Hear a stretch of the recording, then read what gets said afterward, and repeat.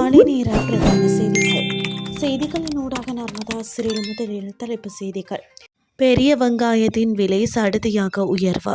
அனைத்து தோட்ட தொழிலாளர்களுக்கும் பாகுபாடின்றி வேதன உயர்வு வழங்கப்பட வேண்டும். மனித உரிமைகள் ஆணைக்குழுவில் வலியுறுத்தல்.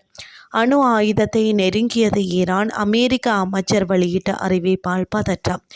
இனி விரிவான செய்திகள். கடந்த 2 அல்லது 3 நாட்களில் 1 கிலோ பெரிய வெங்காயத்தின் விலை சுமார் ரூபாய் 120 உயர்ந்துள்ளதாக வெங்காய சில்லறை வியாபாரிகள் கூறுகின்றனர்.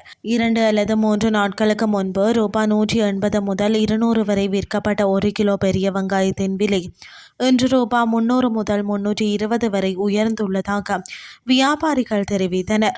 கொழும்பு மொத்த சந்தையில் மொத்த விலைகள் அதிகரித்ததே இதற்கு காரணம் என்று அவர்கள் மேலும் தெரிவித்தனர். கொழும்பு மொத்த சந்தையில் ரூபாய் 160 இருந்த 1 கிலோ பெரிய வெங்காயத்தின் விலை இன்று காலை நிலவரப்படி ரூபாய் 260 முதல் 270 வரை இருந்ததாகவும் இதன் காரணமாகவே சில்லறை விலையை உயர்த்த வேண்டியிருந்ததாகவும் வெங்காய சில்லறை வியாபாரிகள் தெரிவித்தனர். தோட்ட தொழிலாளர்களுக்கு அறிவிக்கப்பட்டுள்ள வேதன உயர்வு எந்தவித பாகுபாடுமின்றி அனைத்து தொழிலாளர்களுக்கு சமமாக வழங்கப்பட வேண்டும் என வலியுறுத்தி ஐபென் நிறுவனத்தால் தாக்கல் செய்யப்பட்ட முறைப்பாடு நேற்று மனித உரிமைகள் ஆணைக்குழுவில் விசாரணைக்கு எடுத்துக் கொள்ளப்பட்டது. இந்த விசாரணையில் கைத்தொழில் அமைச்சு, தொழில் திணைக்களம், சம்பள நிர்ணய சபை மற்றும் திரைசேரி ஆகியவற்றின் உயர்மட்ட அதிகாரிகள் கலந்து கொண்டு தமது தரப்பு விளக்கங்களை முன்வைத்தனர். தற்போது பதிவு செய்யப்பட்ட தொழிலாளர்களுக்கு மட்டுமே சம்பள உயர்வு வழங்கப்பட்டு வருவதாகவும் ஏனையோருக்கு வழங்குவது குறித்து இதுவரை எவ்வித முடிவுகளும் எடுக்கப்படவில்லை என்றும் அதிகாரிகள் தெரிவித்தனர். பெருந்தோட்டத்துறையில் மொத்தம் 1,20,000 தொழிலாளர்கள் உள்ள போதிலும் 80,000 பேர் மட்டுமே பதிவு செய்யப்பட்டுள்ளனர்.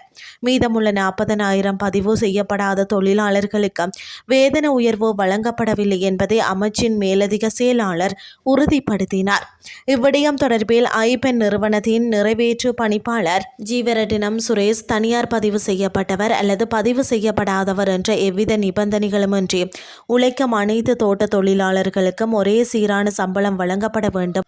உழைப்பில் சமமான பங்களிப்பை வழங்கும் தொழிலாளர்களை பிரித்து பார்ப்பது அடிப்படை மனித உரிமை மீறலாகும் என சுட்டிக்காட்டினார். பதிவு செய்யப்படாத தொழிலாளர்கள் ஏன் புறக்கணிக்கப்படுகிறார்கள் மற்றும் அவர்களுக்கு தற்போதைய சம்பளம் எவ்வாறு தீர்மானிக்கப்படுகிறது என்பது குறித்து அவர் அதிகாரிகளிடம் கேள்வி எழுப்பினார். இருதரப்பு வாதங்களையும் கேட்டறிந்த மனித உரிமைகள் ஆணைக்குழு இவ்விடயம் தொடர்பாக சம்பந்தப்பட்ட அரசு நிறுவனங்கள் தங்களது இறுதி நிலைப்பாடுகள் மற்றும் அதற்கான நியாயப்படுத்தல்களை அடுத்த அமர்விற்கு முன்னதாக எழுத்து மூலம் சமர்ப்பிக்க வேண்டும் என பரிந்துரை செய்துள்ளது. தோட்ட தொழிலாளர்களின் நியாயமான சம்பள உயர்வு கிடைக்கும் வரை தமது சட்ட போராட்டமும் தார்மீக போராட்டமும் தொடரும் என ஐபென் நிறுவனம் தெரிவித்துள்ளது. இனி வெளிநாட்டு செய்திகள். ஈரான் அணு ஆயுதங்களை தயாரிப்பதற்கு அதிர்ச்சி அளிக்கும் வகையில் மிகவும் நெருக்கமான நிலையில் இருப்பதாக அமெரிக்க எரிசக்தி துறை அமைச்சர் கிறிஸ் ரைட் எச்சரித்துள்ளார். செனட் ஆயுத படைக்குழுவின் ஆலோசனையில் பேசிய அவர் 1 டன் யுரேனியத்தை அணு ஆயுத தரத்திற்கு சுத்திகரிப்பதற்கு ஈரான் இன்னும் சில வாரங்களை தொலைவில் உள்ளதாக குறிப்பிட்டுள்ளார். 90% அதிகமான செறிவூட்டப்பட்ட யுரேனியம் அணு ஆயுத தயாரிப்புக்கு பயன்படுத்தப்படும் நிலையில் ஈரானிடம் தற்போது 60% வரை செறிவூட்டப்பட்ட யுரேனியம் இருப்பு உள்ளதாகவும் இது மிகவும் கவலைக்குரிய விடயம் என்றும் அவர் சுட்டிக்காட்டியுள்ளார். இதன்படி உலகளாவிய பாதுகாப்பை உறுதி செய்ய ஈரானின் அணுசக்தி திட்டம் முற்றிலும் முடிவுக்கு கொண்டு வரப்பட வேண்டும் என்பதே இலக்கு என்றும் அவர் ரைட் வலியுறுத்தியுள்ளார். ஈட்டம் நிர்வாகத்தின் பல உயர் அதிகாரிகள் ஈரானுடனான தற்போதைய போருக்கான காரணங்களில் ஒன்றாக இந்த யுரேனிய இருப்பை சுட்டிக்காட்டி வருகின்றனர். அத்துடன் இந்த மோதலை முடிவுக்கு கொண்டு வர வேண்டுமானால் ஈரான் தனது செறிவூட்டப்பட்ட யுரேனியத்தை ஒப்படைக்க வேண்டும் என்பதில் ஜனாதிபதி டொனால்ட் ட்ரம்ப் உறுதியாக உள்ளமை குறிப்பிடத்தக்கது. இத்துடன் செய்திகள் யாவன் நிறைவடைகின்றது. அடுத்த காலை 8:30 எதிர்பாருங்கள். நன்றி.